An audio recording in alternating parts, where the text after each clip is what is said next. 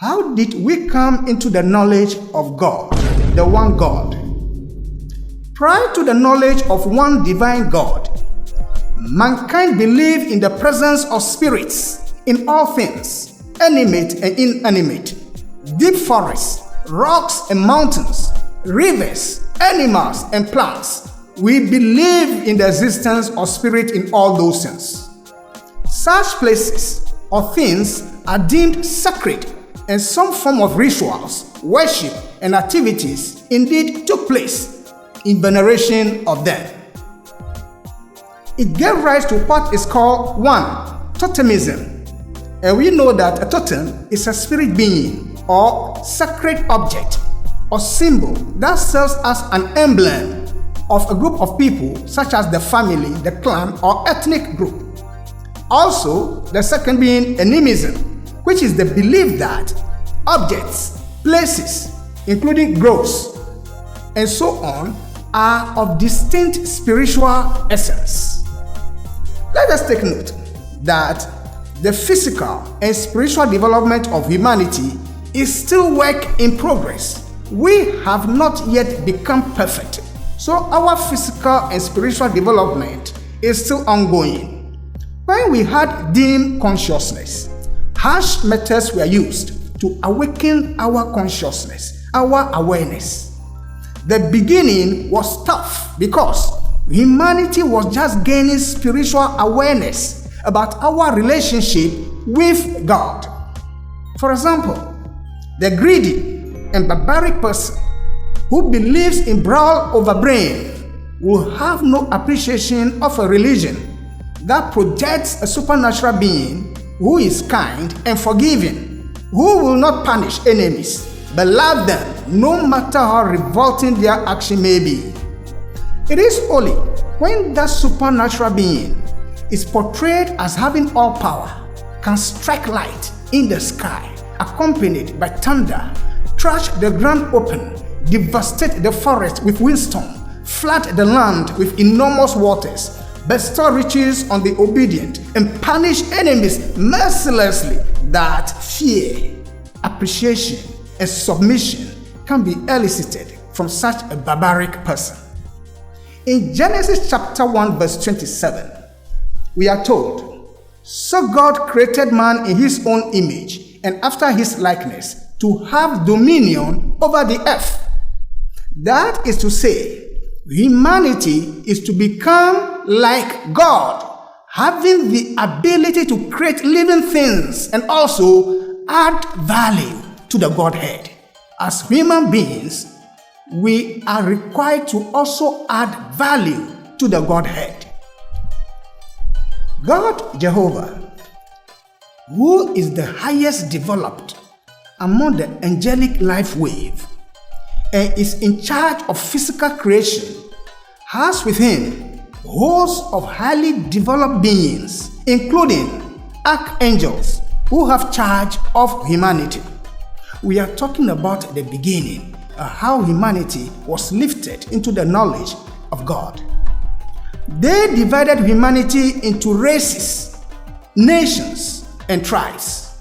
And by the breath that we take, they have access to our body, especially the involuntary system, and influence us towards the development of our higher godlike qualities. The invisible beings, they are agents of God Jehovah and have with them elementals and nature forces that work in various areas or territories which are under their control.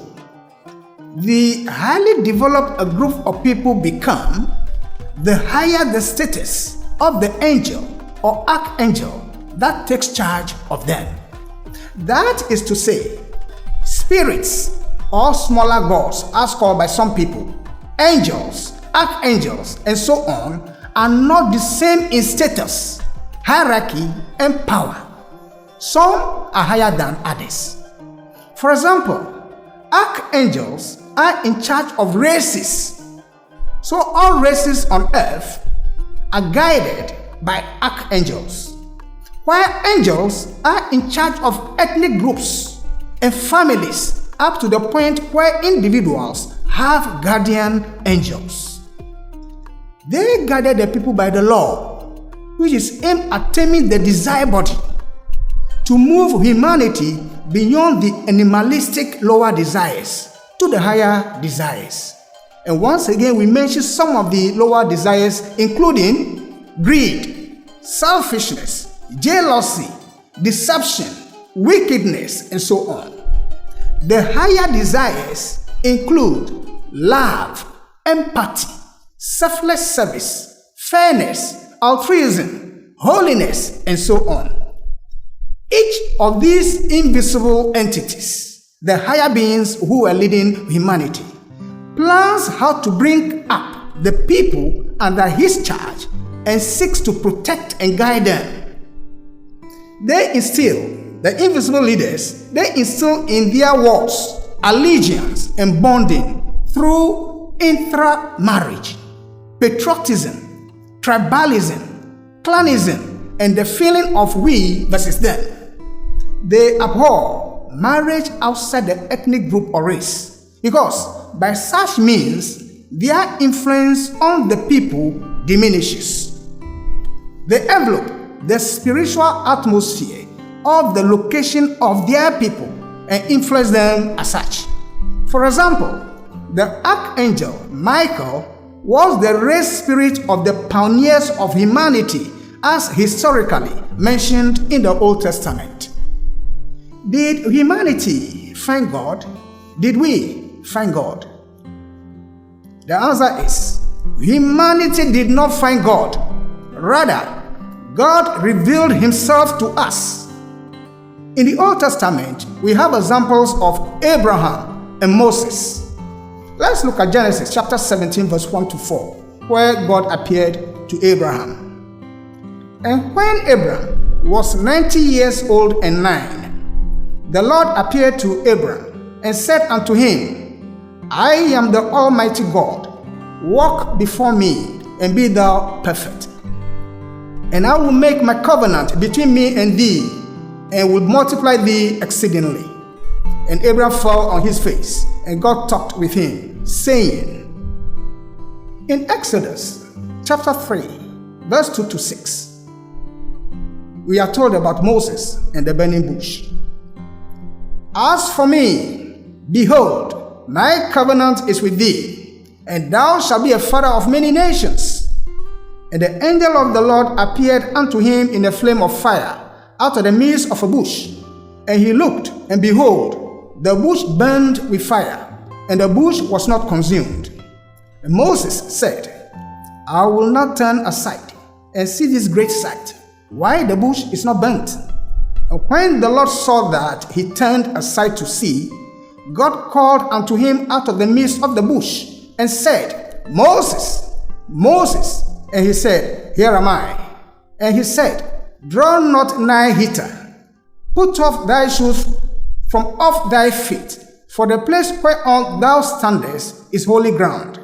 Moreover, he said, I am the God of thy father, the God of Abraham, the God of Isaac, and the God of Jacob. And Moses hid his face, for he was afraid to look upon God.